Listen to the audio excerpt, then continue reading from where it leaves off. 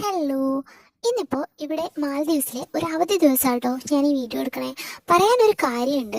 ഹോളിഡേയ്സിലാണ് നമ്മുടെ വീടിൻ്റെ ഓണേഴ്സ് ആയിട്ടുള്ള അപ്പൂപ്പൻ്റെ അമ്മൂമ്മയുടെയും മക്കളും കൊച്ചുമക്കളും പേരക്കുട്ടികളും ഒക്കെ വരുന്നത്. അപ്പോൾ അവർക്ക് വേണ്ടിയാണ് ഈ വലിയ പാത്രത്തിൽ മുറ്റത്ത് വെച്ചിട്ട് ബിരിയാണി ഉണ്ടാക്കുന്നത്. അപ്പോൾ ബിരിയാണി ഉണ്ടാക്കാനായിട്ട് ആദ്യമായിട്ട് പാത്രം ചൂടായിട്ട് വരുമ്പോൾ അതിലേക്ക് എണ്ണ ഒഴിച്ച് സവാള, വറ്റൽമുളക്, പന്തൽ ലീവ്സ്, കറി ലീവ്സ് എന്നിവ ചേർത്ത് നന്നായി ഇളക്കി വഴറ്റിയെടുക്കണം.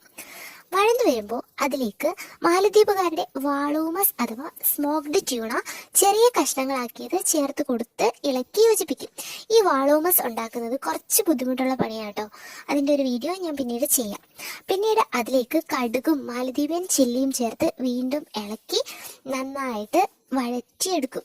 ഇത് ഉപ്പ് ചേർത്ത് വഴറ്റുമ്പോഴത്തേന് ഇത് പെട്ടെന്ന് വഴന്നു വരുമല്ലോ, അതിനായിട്ടാണ് ഉപ്പ് ചേർക്കുന്നത്. പിന്നീട് അതിന് ശേഷം അതിലേക്ക് മഞ്ഞൾപ്പൊടി ചേർത്ത് ഇളക്കി യോജിപ്പിച്ചെടുക്കും. ഇത്രയും ചെയ്തതിന് ശേഷം നേരത്തെ തന്നെ കഴുകി വൃത്തിയാക്കി വെച്ചിരിക്കുന്ന ബസുമതി റൈസ് ഇതിലേക്ക് ആഡ് ചെയ്യും. എന്നിട്ട് മസാലയൊക്കെ നല്ലവണ്ണം റൈസിൽ പിടിക്കത്തക്ക രീതിയിൽ നന്നായി തന്നെ ഇളക്കിയെടുക്കും.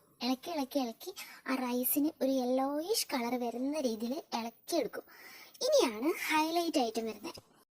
ഈ റൈസ് മസാലയിലേക്ക് റൈസ് മുങ്ങിക്കിടക്കുന്ന രീതിയിൽ തേങ്ങാപ്പാൽ ചേർത്ത് കൊടുക്കും. ഇതിൻ്റെ ഒരു മണം ഉണ്ടല്ലോ, ഒരു രക്ഷയില്ല കേട്ടോ. ഈ റൈസ് ഈ തേങ്ങാപ്പാലിൽ കിടന്ന് ചെറുതീയിൽ വെന്ത് ലാസ്റ്റ് തേങ്ങാപ്പാലൊക്കെ വറ്റി ചോറ് മാത്രമാകും. ഈ ഐറ്റത്തിൻ്റെ പേരാണ് മസ് ബൈ. മസ് എന്ന ഫിഷ്, ബൈ എന്ന് വെച്ചാൽ കുക്ക്ഡ് റൈസ് എന്നാണ് അർത്ഥം. വെറും 25 മിനിറ്റ് കൊണ്ട് ഉണ്ടാക്കിയെടുക്കാവുന്ന സിമ്പിളായിട്ടുള്ളൊരു വിഭവമാണ് കേട്ടോ ഇത്. അപ്പോൾ നിങ്ങൾ ഈ വീഡിയോ ആദ്യമായിട്ട് കാണുവാണെങ്കിൽ, വീഡിയോ ഇഷ്ടമാവുകയാണെന്നുണ്ടെങ്കിൽ ഒന്ന് സബ്സ്ക്രൈബ് ചെയ്തേക്കണേ. ഇതിൻ്റെ സൈഡ് ഡിഷായിട്ട് മാലദ്വീപിയൻസ് ഉപയോഗിക്കുന്നത് മാലദ്വീപിയൻ ഫിഷ് പേസ്റ്റ് ആയിട്ടുള്ള റിഹാക്കുരു ആണ് കേട്ടോ.